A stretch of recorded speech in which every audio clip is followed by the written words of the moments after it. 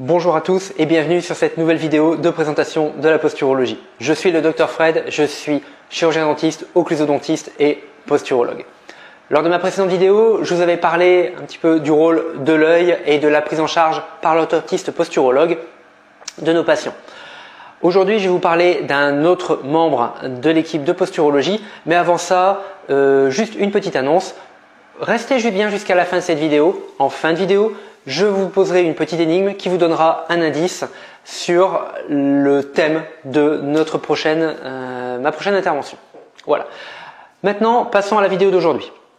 Aujourd'hui, Alphonsine est venue me consulter parce qu'elle avait des douleurs au niveau du bas du dos, qui auraient très bien pu être également au niveau du fessier, au niveau des hanches, au niveau des cuisses, au niveau des genoux, voire plus bas.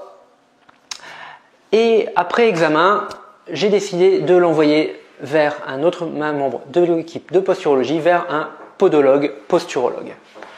Le podologue posturologue va s'intéresser aux pieds, mais surtout à la posture et au rôle du pied dans la posture, puisque c'est pour ça qu'il fait partie de notre équipe. Il va travailler principalement avec des semelles et je vais vous expliquer un petit peu le rôle du pied général sur la posture, de manière à ce que vous puissiez appréhender un petit peu les différences au niveau du semelle et du travail relativement fin du podologue. Au niveau du pied, on va avoir deux principaux modes d'action sur la posture. Le premier, c'est un rôle qui est purement mécanique. Par là, je m'explique. On a nos appuis au sol qui sont comme ceci. Hop, on a nos hanches, nos cuisses, les genoux, hop, les jambes, hop, la cheville, le pied, hop, en appui comme ceci. Si j'ai un pied qui va être tourné par exemple comme ceci vers l'extérieur, ce qu'on appelle un pied valgisant, automatiquement je vais avoir un changement de ma posture. Je m'explique, je vous montre ça d'un petit peu plus près. Un pied valgisant, c'est un pied qui va être hop, comme ceci. C'est-à-dire qu'il va partir vers l'extérieur, notre appui va être décalé.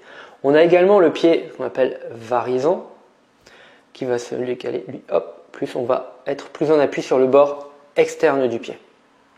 Ceci va forcément avoir un impact au niveau de notre appui, au niveau de nos genoux, et également au niveau de nos hanches, pouvant jusqu'à créer un décalage qui va jouer au niveau de nos hanches. Notre colonne va s'adapter comme elle peut, nos épaules vont s'adapter comme elles peuvent et on a un impact direct sur la posture. Voilà un petit peu, grossièrement, comment le pied a un impact sur notre posture d'un point de vue purement mécanique. Jusque-là, ça paraît relativement évident. Mais il y a un deuxième facteur qui rentre en ligne de compte et qui va énormément nous intéresser en posturologie, un petit peu à la différence, c'est ce qu'on appelle la proprioception. Alors la proprioception, qu'est-ce que c'est que ce terme? Là, je vais le résumer un petit peu en cas pratique par rapport au pied justement. La proprioception, on a au niveau du corps humain des cellules qui vont capter les informations. Une partie de ces cellules va envoyer les informations non pas jusqu'au cerveau, mais vers une partie beaucoup plus courte, un circuit beaucoup plus court. Si on prend le cas d'Alphonsine, et de tout le monde au final, l'appui que vous avez au niveau de votre pied va envoyer des informations au niveau de la colonne vertébrale, au niveau directement de la moelle épinière, et une partie de ces informations, on va avoir un arc réflexe qui va automatiquement redescendre jusqu'au muscle, qui ne va pas monter au cerveau. Les informations peuvent monter au cerveau, on ressenti quelque chose, hop, on monte au cerveau, on se rend compte qu'on ressent quelque chose, on agit.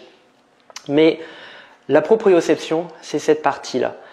On va avoir un élément qui va envoyer une information au niveau de la moelle épinière, qui va directement renvoyer au niveau du muscle, qui va agir et s'adapter en fonction. Alors à quoi ça nous sert? Ça nous sert à pas mal de choses. Ça nous sert lorsqu'on se repère dans l'espace, par exemple. Si on a un déséquilibre, notre corps va avoir automatiquement tendance à le compenser un peu par la posture du pied. Il y a d'autres phénomènes qui rentrent en ligne de compte dans l'équilibre. On en parlera plus tard. Mais ça, c'est un facteur qui joue. Mais c'est aussi quelque chose qui va jouer énormément en tant que réflexe. Par exemple, si vous touchez quelque chose qui est brûlant, vous prenez une casserole, vous ne saviez pas, vous touchez les brûlants, automatiquement vous allez retirer votre main dès lors que ça va brûler. Vous n'allez pas avoir le temps d'avoir l'information qui arrive à votre cerveau, qui après redescend et vous disent « Ah bah il faut que je retire ma main » et je décide de retirer ma main. Sinon il est déjà bien trop tard. C'est aussi un mécanisme, avant tout un mécanisme de protection. Mais c'est un mécanisme d'adaptation et il va jouer en permanence et adapter la posture. C'est pour ça que le podologue posturologue, quand il va faire ses semelles, il va avoir des parties qui vont jouer d'un point de vue mécanique et il va avoir des parties qui vont jouer sur la proprioception, beaucoup plus également. Voilà un petit peu comment il va falloir travailler sur ces deux tableaux, pas uniquement un seul, mais bien les deux, c'est important. Parce que si on ne travaille par exemple que sur la proprioception, sur des choses plus importantes, par exemple, si on a une tendance à partir vers l'avant ou vers l'arrière, on ne va pas jouer de la même manière. On va travailler aussi en mécanique. Ça, c'est le rôle du podologue. Voilà un petit peu ce que je voulais vous dire sur le posturologue. Alors souvent, on pense que le podologue posturologue, c'est vraiment l'acteur principal. Il n'y a pas d'acteur principal en posturologie. Je vais vous expliquer pourquoi. Je vais prendre un autre exemple et j'arrive à ce dont je vous parlais en début de vidéo, qui sera un petit indicateur de ce qu'on va voir par la suite. Si on prend un monument relativement célèbre aux États-Unis, enfin un bâtiment relativement célèbre aux États-Unis, qui est la Space Needle, qui se trouve à Seattle. Si on prend ce bâtiment, que je trouve personnellement assez joli au demeurant, mais qui m'interpelle surtout énormément, on a des appuis au sol qui sont comme ceci, répartis, bien étalés, hop, en 3 points, bien ancrés au sol. Admettons qu'on ancre ces points-là au maximum. On les consolide, on les équilibre au maximum. On a cette partie haute ici, qui représente une proportion très importante, même par rapport à sa base, et par rapport à cette partie intermédiaire. Imaginons que cette coupole ici, je la décale au niveau de notre bâtiment, légèrement de quelques centimètres. Notre bâtiment, s'il n'a pas bien été conçu, si l'architecte s'est planté et n'a pas parfaitement centré son dôme, combien de temps vous croyez qu'il peut tenir, même avec une base la plus renforcée possible, avant que ça parte en vrille, avant que ça ne s'effondre? Je pense pas si longtemps que ça, surtout à l'échelle d'un bâtiment comme celui-ci.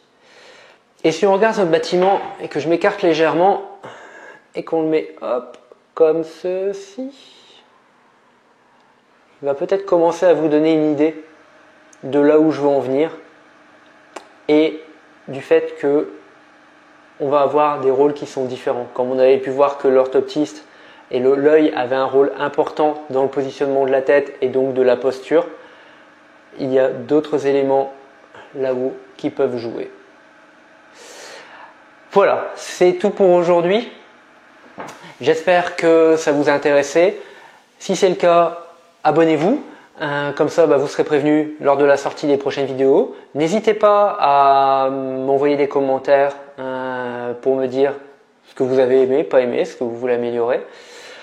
Et également, cliquez sur le lien en dessous de la vidéo de manière à pouvoir à la fois télécharger mon questionnaire de pré-diagnostic en posturologie et également d'avoir accès futurement, dans pas très longtemps, je suis en préparation, de quelques vidéos qui vont vraiment s'adresser plus aux praticiens qui désirent s'orienter vers la posturologie et qui se posent des questions vraiment purement pratiques sur ce que fait un posturologue, comment il travaille, ce que ça amène, ce que ça coûte, ce que ça représente. Enfin voilà, des questions qui vont être plus axées sur vraiment un côté pratique professionnel. Voilà.